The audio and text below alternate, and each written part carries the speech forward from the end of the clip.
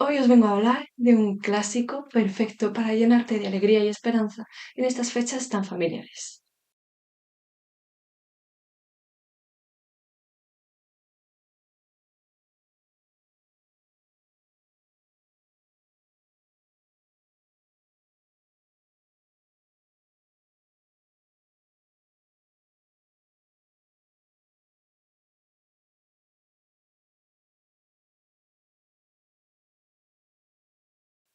Así es, para este segundo análisis especial de Navidad he decidido hablar de una película bastante antigua, pero no por ello menos buena. Qué bello es vivir o It's a Wonderful Life nos cuenta la historia de George, el hijo mayor de una familia de cuatro, la cual se mantiene gracias al trabajo del padre, que tiene un pequeño banco con el cual ayuda a los vecinos de su ciudad a subsistir en tiempos difíciles. Un negocio del cual George nunca ha querido hacerse cargo, pues él tiene grandes sueños de viajar, descubrir el mundo y de ir a la universidad. No obstante, por circunstancias de la vida, George nunca podrá llegar a salir de su pueblo natal. Consigue una buena educación y sal de aquí a donde sea. Eres extraordinario. Al inicio de la película vemos un plano general de un vecindario del pueblo, donde se escuchan varias voces en off, pidiendo y rezando por la vida de George. Y acto seguido hay otra escena que me resultó bastante cómica, pero muy original teniendo en cuenta los recursos de los que disponían. En esta vemos una representación de Dios y los ángeles como estrellas en el firmamento, como una pequeña parte más del universo. Aquí Dios habla con los ángeles, con uno en especial, Clarence, al cual le encarga que vaya a cuidar de George. Pero antes debe conocer su historia. Así es como la película nos realiza un flashback a la infancia del chico y vemos cómo realizó ciertas acciones cruciales para la vida de los demás, como por ejemplo salvar a su hermano Harry de ahogarse o descubrir que el dueño de la tienda en la que trabajaba estaba a punto de envenenar por error a un niño. Y aquí además aparecen un par de intereses amorosos, Violet y Mary. George Bailey es un chico amable, bueno y responsable, y lo sigue siendo cuando crece. La película avanza en el tiempo y ahora nos muestra a un George más adulto, que ya ha terminado el instituto y está esperando a que su hermano lo haga también, pues él planea irse por Europa de viaje e incluso ir a la universidad, pero necesita que Harry tenga la edad suficiente para encargarse del negocio familiar. Y cuando George haya terminado la universidad, regresará y sustituirá a Harry, para que él pueda hacer lo mismo. Aquí ya tenemos al personaje adulto que veremos durante todo el resto de la película, interpretado brillantemente por James Stewart. Esa noche es el baile de graduación del instituto. La clase de Harry por fin se ha graduado, y allí George, que solamente había ido para ver a su hermano, tiene un reencuentro con Mary, la cual también ya es adulta, y está interpretada por Donna Reed. Allí también está Violet, que desde niña mostraba mucho interés por él, pero para George, desde el momento en el que la ve, solo existe Mary. Y aquí tenemos un par de escenas bastante bonitas, en las cuales bailan en el instituto, se caen a una piscina por una jugarreta que un amigo de George le había hecho, porque en realidad quería quedarse con la chica. Y después se van a casa, hablando y contándose sus sueños. Aquí cantan, lanzan piedras a las ventanas de un hotel abandonado, e incluso están a punto de besarse. Pero todo esto es interrumpido cuando llegan unos amigos de George a decirle que su padre ha sufrido un ataque. Él se va corriendo, pero ya no hay nada que hacer. Su padre ha muerto. Y es así como George se ve retenido por primera vez en su ciudad natal, pues tiene que gestionar papeles de la empresa después de la muerte de su padre. Hay que tener en cuenta, por supuesto, la presencia del antagonista, el señor Potter, que es un señor mayor, amargado y muy rico y poderoso. Él llevaba muchos años queriendo desmantelar el negocio de los Bailey, pues era su única competencia allí, ya que él controlaba todo el resto del pueblo. Y el señor Potter, después de muchos años de discusiones y enfrentamientos con el padre de George, había por fin conseguido formar parte de la junta. Por lo tanto, su intención era acabar con el negocio de una vez por todas. Pero George se lo impide. Habla con el resto de la junta y los convence para seguir con la labor de su padre. El problema es que la Junta decide que él es el único que tiene la capacidad para hacerle frente a Potter y para poder seguir llevando adelante el negocio. Así pues, debe quedarse allí. De esta forma, George ya no solamente renuncia a su viaje por Europa, sino también a ir a la universidad. En cambio, quien acude en su lugar es Harry. Así volvemos a avanzar en el tiempo y los 4 años universitarios por fin terminan, y por tanto Harry regresa. George está muy feliz, pues su hermano pequeño al fin le va a sustituir. En cambio, Harry tiene otros planes, pues regresa con una sorpresa, y es que mientras estaba en la universidad se ha casado con una joven cuyo padre le ha ofrecido un gran trabajo a Harry. De esa forma, como George es una persona que se preocupa mucho por los demás y no quiere que su hermano renuncie a todo lo bueno que le pueda pasar en la vida, decide quedarse y dejar que Harry siga con su vida. No obstante, Harry no es el único que ha regresado, porque Mary también ha vuelto de la universidad. Él va a verla, y cuando se reencuentran hay un par de situaciones extrañas, pues ella recordaba a otro hombre, soñador, y con grandes sueños y esperanzas. Él, después de tanto tiempo retenido en aquel pueblo, ha empezado a perder esa ilusión, pero aún así ellos se quieren, y el amor que se tienen es suficiente para que George vuelva a recuperar un poco la ilusión y la alegría de vivir, pues al fin consigue estar con Mary. Así el tiempo pasa, ellos se casan y George por fin va a poder salir de allí, pues han ahorrado bastante dinero para poder irse de viaje en su luna de miel. El problema es que su boda y el momento de marcharse coinciden con el día en el que se desató la crisis del 29. El caos se desata en la ciudad, y él, en vez de ignorarlo y marcharse, decide quedarse y ver qué es lo que ocurre y cómo lo puede solucionar. Este caos casi termina con el pequeño banco de la familia, pues ya nadie tiene dinero y su banco no tiene la liquidez suficiente. Además, el señor Potter ha ofrecido a todos los vecinos pagarles en efectivo la mitad de lo que vale su dinero, enriqueciéndose así, pero mostrándose delante de todos como una especie de salvador. Pero George y Mary, viendo las intenciones de Potter, intentan evitarlo por todos los medios. Y la chica encuentra una solución. Saca el dinero que tenían ahorrado para la luna de miel y decide repartirlo entre los vecinos, consiguiendo así que mantengan su dinero en el banco, un dinero que por el momento no vale nada, pero que quizá más adelante puedan recuperar. ¿Deseas la luna? Dime solamente una palabra, la cogeré con un lazo y te la entregaré. Lo acepto. Esa misma noche la luna de miel no va como ellos esperaban. Sin embargo, Mary le da una sorpresa a George, y es que ella ha decidido quedarse con el viejo hotel abandonado sobre el que tiraban piedras cuando eran jóvenes. Ella planea reformarlo y desea que sea un hogar para su futura familia. Allí, dos de los mejores amigos de George les cantan desde fuera de la ventana, mientras su mujer los recibe, llena de alegría y felicidad, incluso aunque el hotel se les esté cayendo encima.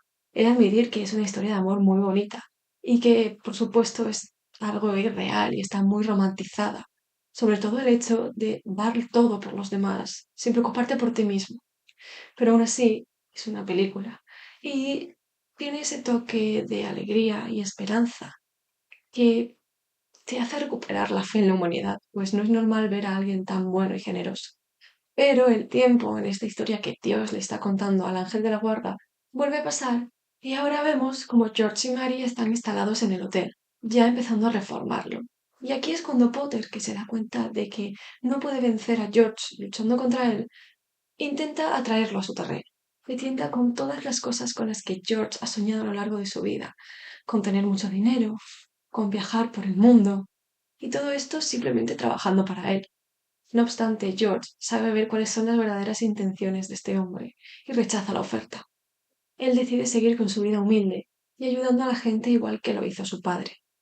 Esa misma noche, George recibe una noticia algo agridulce, y es que Mary le dice que está embarazada. Él está muy feliz, pero no deja de darle vueltas a todo lo que podría haber conseguido si hubiera aceptado la oferta de Potter. El caso es que el tiempo pasa y George al final no se arrepiente para nada de haber rechazado la oferta, pues gracias a su ayuda, muchos vecinos del pueblo están consiguiendo construirse sus casas propias y ya no deben depender de pagarle un alquiler injusto a Potter. No obstante, cuando todo parecía ir genial, llega la guerra y muchos deben marcharse. George se tiene que quedar en casa, debido a que cuando era niño y salvó a Harry de ahogarse, contrajo una infección en el oído que lo dejó sordo. Pero Harry sí que puede ir, y además se convierte en un héroe de guerra. Así llegamos al presente, al día en el que todo se tuerce para George. Su tío Billy tiene un descuido y, no se sabe muy bien cómo, pierde 8.000 euros de la empresa. Además lo hace justo en el día en el que Harry va a volver tras ser condecorado. Ese día, además, llega un inspector del banco para comprobar que todo funcione bien en la empresa de los Bailey. Todo esto, por supuesto, es orquestado por Potter, el cual ha visto que, como no puede superar a George, ni tampoco llevárselo a su terreno, decide acabar con él por completo. Potter además está encantado cuando George va a su oficina arrastrándose y rogándole que le preste los 8.000 euros que faltan. Si no obtiene el dinero, irá a la cárcel por fraude. Pero claro, Potter muy feliz con toda la situación, en vez de ayudarle, lo que hace es llamar al inspector para que, junto con la policía, vayan a arrestar a George. Por tanto, el hombre se marcha corriendo a su casa, desesperado, y debido a la frustración, termina tratando mal a su mujer y a sus hijos. Después se marcha con el coche, lo estampa contra un árbol, acaba emborrachándose en un bar e incluso recibe un puñetazo. Todo parece ir tan mal que las cosas ya no pueden empeorar. Y así es como George termina al borde de un puente, planteándose si saltar o no. Aquí es donde aparece el ángel de la guarda, Clarence, el cual además por fin conseguirá sus alas si triunfa en esta misión. El ángel, para evitar que George se suicide, decide lanzarse al agua y fingir que está en peligro, a sabiendas de que George se lanzará por él sin pensarlo. Esto la verdad no tiene mucho sentido, pues al final está haciendo que George se tire por el puente a las mismas aguas a las que estaba pensando tirarse para suicidarse. Y si se lo estaba planteando para morirse, probablemente no sea capaz de salir del río. Entiendo que teniendo una motivación diferente como es la de salvar a alguien, George lucharía para salir del agua, y si fuera para suicidarse no lo haría, pero igualmente es algo extraño. Aún así, bueno, vamos a darle un pase, ya que toda esta situación no es lo importante del mensaje que se quiere transmitir. Después de esto, ambos tienen la oportunidad de charlar, y aquí es donde se desarrolla esta trama del ángel de la guarda que le muestra a la persona que quiere terminar con su vida cómo sería el mundo sin él. Una fórmula que resulta extraño ver, pues fue aquí donde se originó, pero por lo menos en mi caso, desde que era muy pequeña la he estado viendo hasta la saciedad en películas, series y todo tipo de obras audiovisuales. Es curioso ver el origen de una trama y de una fórmula tan repetida en el cine y descubrir cómo tenía esa sencillez y esa pureza que después, más adelante, cuando se ha ido repitiendo y transformando, perdido en muchas otras obras. El caso es que Clarence cambia las cosas y le muestra a George cómo sería el mundo si él nunca hubiera nacido. Y así vemos cómo todos en el pueblo son realmente infelices, pues Potter ha tomado el control de toda la ciudad. La gente tiene trabajos muy precarios. Su madre perdió a Harry cuando era un niño y más tarde a su padre, y por lo tanto quedó viuda y sin hijos bastante joven. E incluso ve como Mary nunca se casó y se quedó soltera y sin hijos, porque claro, los hijos de George tampoco existen. George va descubriendo todo esto muy lentamente, sin llegar a creérselo al principio y llegando a estar desesperado por regresar, al descubrir que todo eso no era un mal sueño ni una broma, sino una realidad. Cuando George regresa, ya no le importa ir a la cárcel, ni que Potter haya ganado, sino que está feliz y agradecido por todo lo que tiene en la vida. Su mujer, sus hijos, sus amigos y todos los seres queridos que tiene dentro del pueblo. Así, cuando regresa a su casa, ignora a la policía, al inspector y a los reporteros y se reúne felizmente con sus hijos y más tarde con su mujer, quien trae una gran sorpresa.